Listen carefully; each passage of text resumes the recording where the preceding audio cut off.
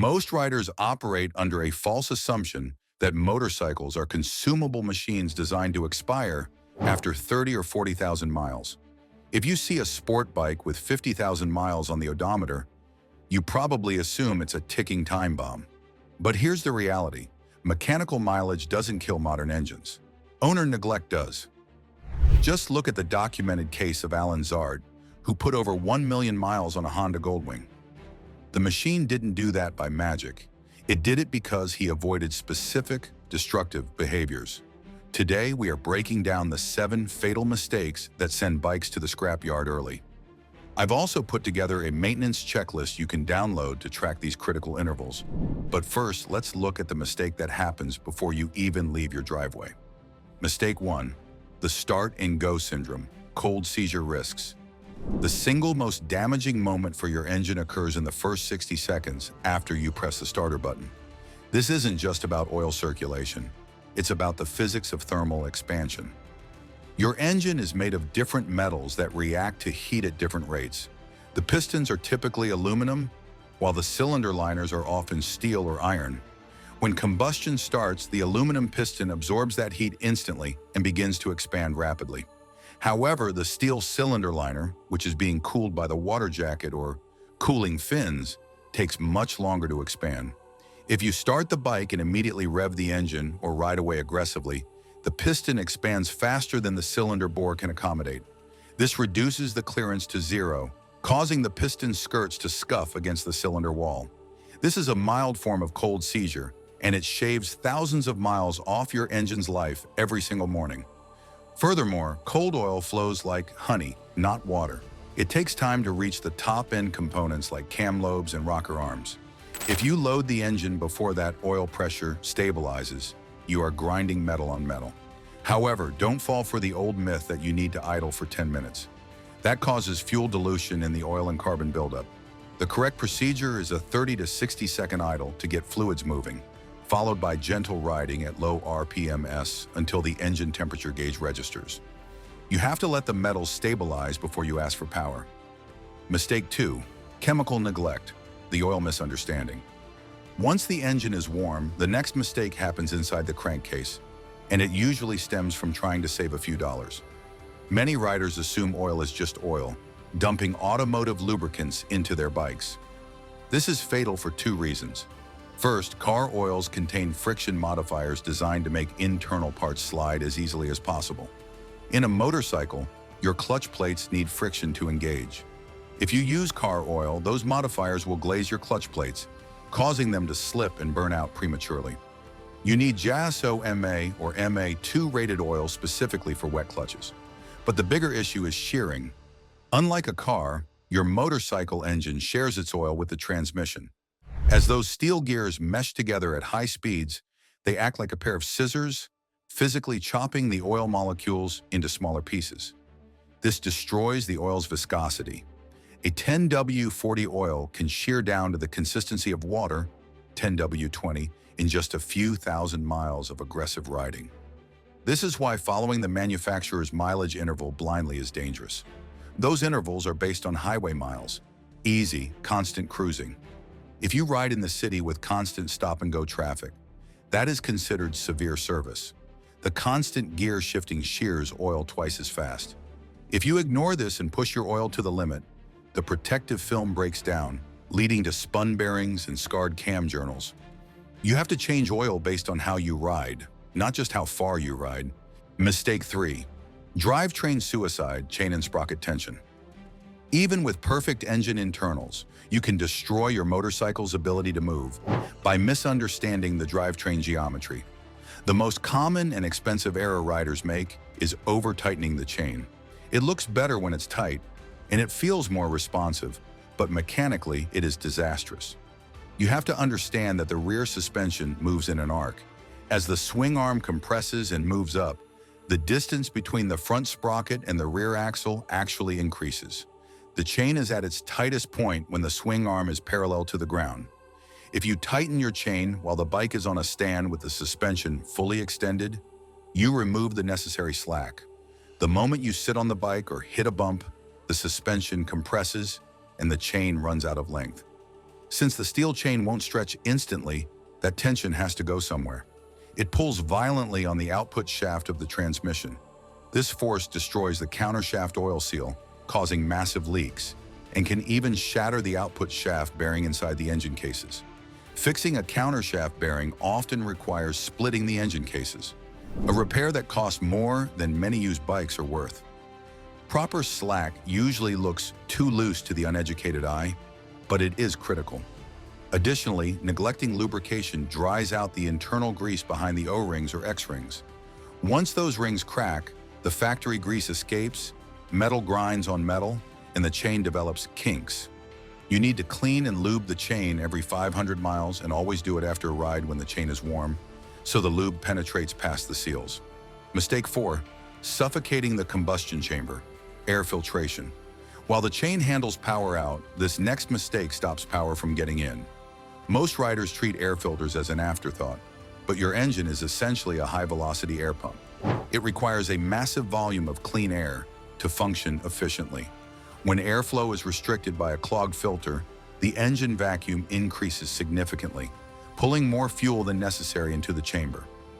This rich mixture doesn't just waste gas, it causes bore wash. The excess raw fuel sprays onto the cylinder walls, chemically dissolving the thin film of oil that lubricates the piston rings. Without that oil barrier, the rings scrape directly against the liner, causing rapid, irreversible wear. Worse is what gets past a bad filter. Dust contains silica, which is harder than steel. If dirt enters your intake, it mixes with the oil to create a grinding paste that scours cylinder walls and destroys valve seats. Additionally, a rich mixture caused by a clogged filter leaves heavy carbon deposits on the valve stems and piston crowns. These carbon hotspots can glow red hot, igniting the fuel before the spark plug fires, a destructive condition known as pre-ignition. You must differentiate your maintenance based on filter type. Paper elements are single-use. Trying to clean them with compressed air usually tears the fibers, rendering them useless. Foam and cotton filters require specific sticky oils to trap particulates. If you ride an adventure bike in a group, the dust cloud from the rider in front of you can clog a filter in a single afternoon.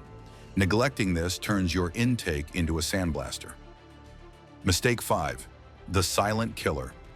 Valve clearance ignorance. Airflow is easy to check, but this next killer hides in silence.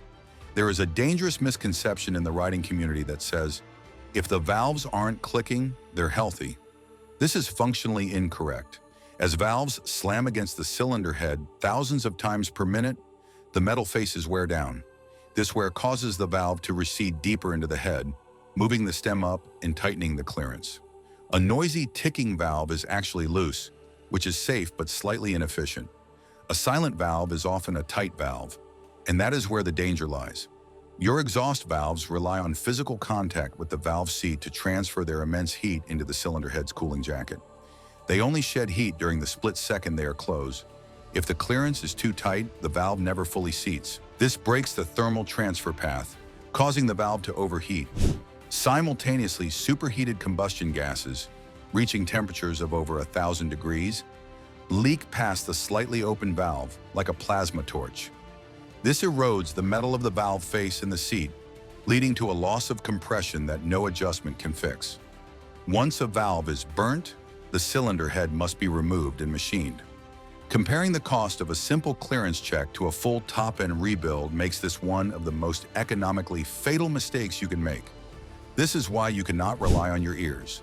You must adhere to the mileage intervals in your manual, usually every 15 to 26,000 miles, to catch tight valves before they melt.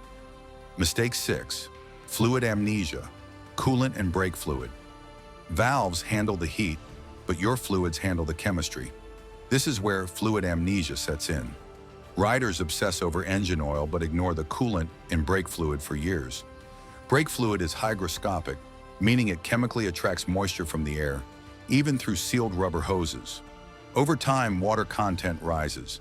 Since water boils at 212 degrees Fahrenheit, much lower than the 450 degrees of DOT4 fluid, heavy braking can boil that trapped water instantly. This creates gas bubbles in the line, leading to total brake failure or fade when you need to stop.